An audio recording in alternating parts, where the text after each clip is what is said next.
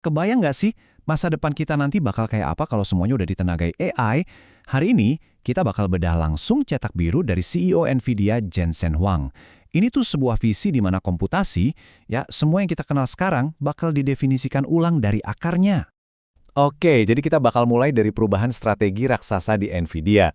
Terus kita dalamin teknologinya apa, bakal dipakai di mana aja, dan yang paling penting, apa dampaknya buat kita. Terakhir, tentu aja, kita bakal bahas perdebatan panas seputar AI yang nggak mungkin kita hindari.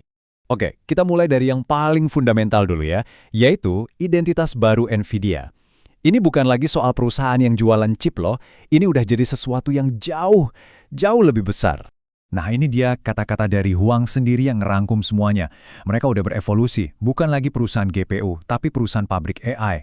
Ini bukan cuma ganti nama ya, ini perubahan total soal cara mereka kerja dan apa yang mereka kasih ke dunia.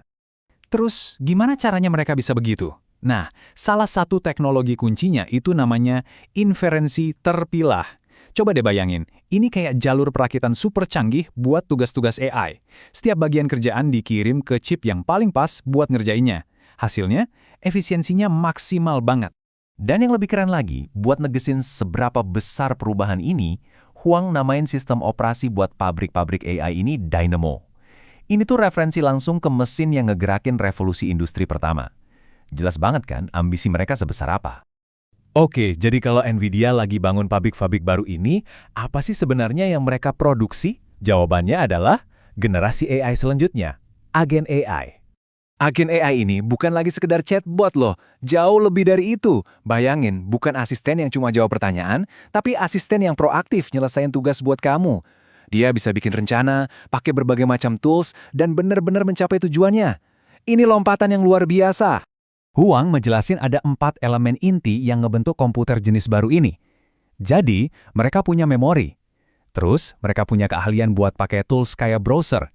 Mereka juga bisa bikin jadwal tugas sendiri, dan yang terakhir, mereka bisa berinteraksi sama dunia luar. Pada dasarnya, ini cetak biru buat jenis mesin yang benar-benar baru. Biar kebayang skalanya, coba pikirin ini deh. Buat pindah dari AI generatif biasa ke AI yang beneran bisa bernalar, itu butuh daya komputasi 100 kali lipat lebih besar. Itu lompatan yang gede banget. Tapi tunggu dulu, itu baru permulaan.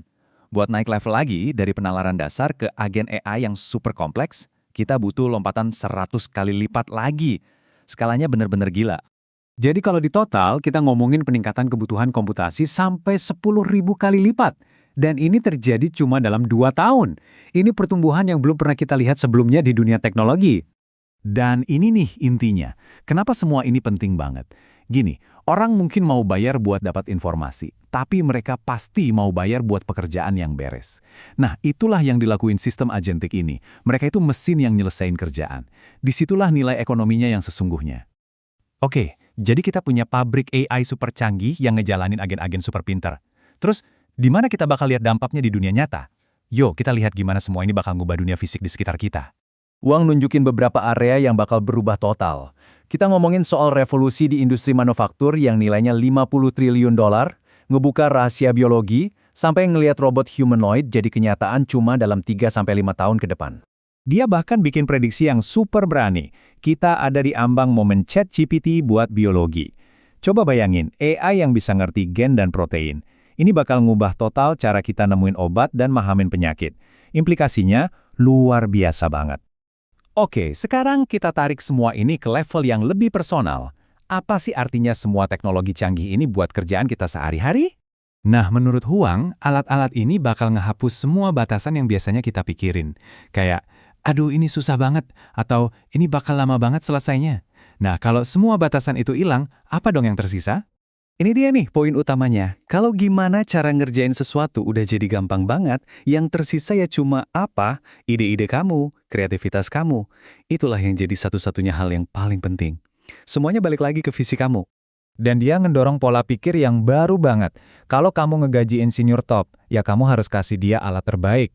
Dia berharap insinyurnya pakai komputasi AI senilai ratusan ribu dolar buat ngelipat gandain dampak mereka. Ini soal memaksimalkan hasil dari talenta terbaik yang kamu punya. Dia ngebandinginnya sama LeBron James yang ngabisin 1 juta dolar setahun buat ngurusin badannya. Itu kan investasi buat performa puncak. Nah, filosofi yang sama berlaku buat pekerja pengetahuan. investasi besar-besaran pada alat yang bisa bikin mereka jadi super. Nah, tentu aja kalau teknologi geraknya secepat kilat begini, pasti muncul rasa takut dan penolakan. Itu bagian yang nggak bisa dihindari dari sebuah perubahan besar. Ini jadi tantangan besar banget kan? Dengan perubahan secepat ini dan kepercayaan publik yang masih rendah, gimana caranya kita bisa ngatur teknologi ini secara bertanggung jawab tapi juga nggak ngebunuh kemajuannya? Pandangan Huang soal ini tuh jelas banget. Dia nekenin pentingnya ngasih edukasi, bukan nakut-nakutin, para pembuat kebijakan. Dia juga ngingetin jangan sampai skenario kiamat yang ngatur keputusan kita. Menurut dia, risiko sebenarnya bukanlah AI itu sendiri, tapi justru ketertinggalan karena kita terlalu takut buat maju. Dan semua ini ngebawa kita ke satu kesimpulan yang jujur aja cukup nusuk.